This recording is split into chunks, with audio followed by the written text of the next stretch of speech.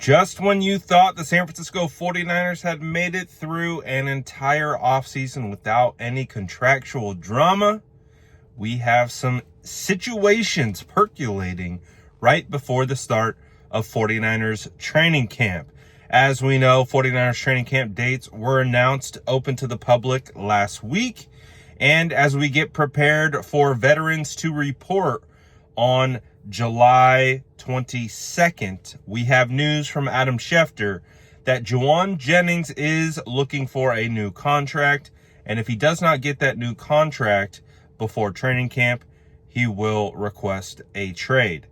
So, for fans, yes, we get it. This is another situation of, contract drama and situations revolving a 49ers wide receiver. But let's talk about it and let's, answer the question. Is Jauan Jennings deserving of getting a new contract? And does this response, is it warranted by Jauan? So let's break it down. In 2024, I think it was OTAs around mandatory minicamp, he was given a 2-year contract extension. And that contract extension, he was supposed to be, I think he was a restricted free agent. I think he was an RFA, or he had some kind of designation where the 49ers could have just picked up his contract. But they renegotiated a 2-year, basically $12 million deal. And he is now heading into the final year of that deal. And he has obviously already outperformed that particular contract. As we know, Jauan Jennings was the 49ers' best wide receiver last season. He was almost an 1,000-yard wide receiver. He would have been if he didn't get ejected from the final game of the season for blocking a Arizona Cardinal cornerback a little too hard for the refs' likings. So that means that, hey, he is worthy of a new contract. And I think that's one of the situations here that might be challenging for some fans, is that he has absolutely outplayed his deal. The wide receiver market, again, continues to be insanely high, and he is considered to be underpaid. If you are to look at the market in its just kind of the way it is. So what do the 49ers do in this situation? Obviously, they've paid out some big-time contracts this offseason. They paid Brock Purdy. They paid George Kittle. They paid Fred Warner. So they have spent some coin. But do they spend that coin now on Jauan Jennings? And what does that deal look like? And as we know, with Brandon Ayuk on the roster, from my understanding, Brandon Ayuk's contract is guaranteed through 2026. So that money's getting paid to Brandon Ayuk no matter what. The 49ers drafted Ricky Pearsall in the first round. The problem with Ricky so far is just availability and being able to stay healthy.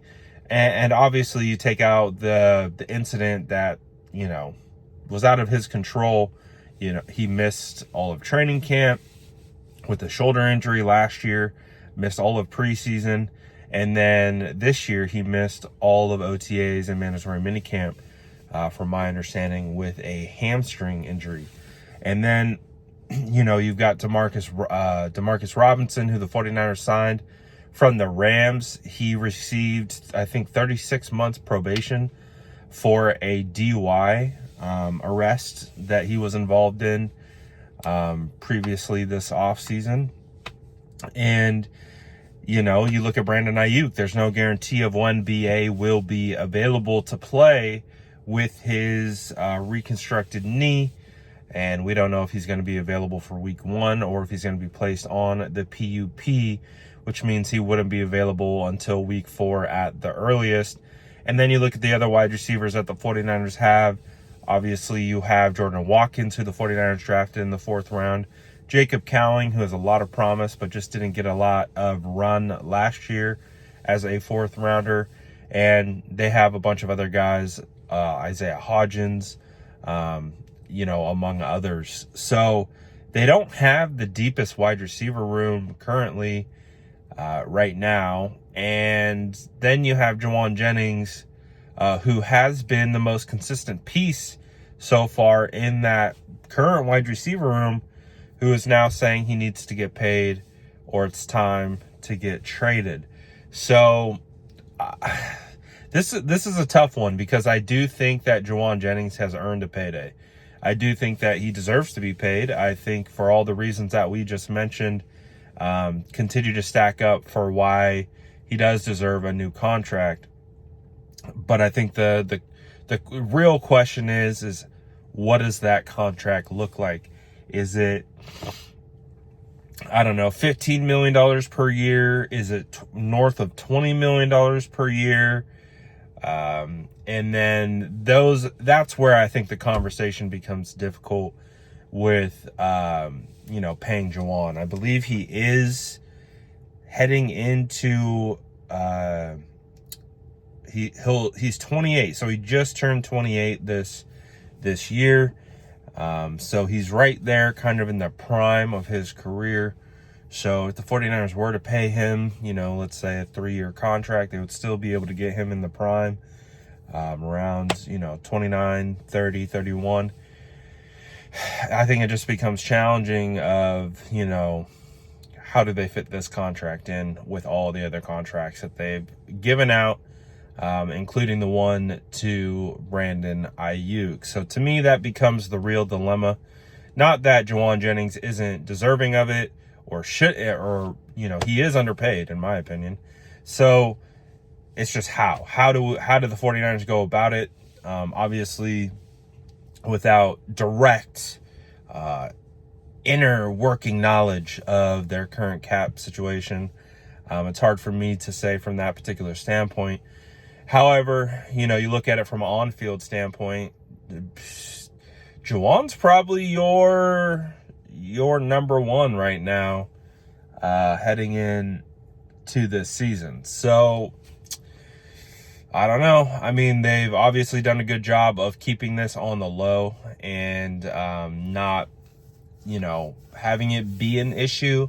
I was actually kind of surprised that it wasn't an issue this entire time, because I was familiar with the idea that he was heading into the final year of his contract. He had played really well last season, and now we're at a point where he has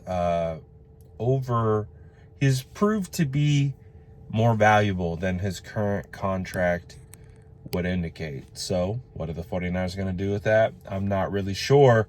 But you guys let me know what you think the 49ers should do. Should they pay him? Should they let him walk? What do you think the 49ers should do in this situation? So let me know in the comments below. And as always, make sure to like and subscribe for more updates.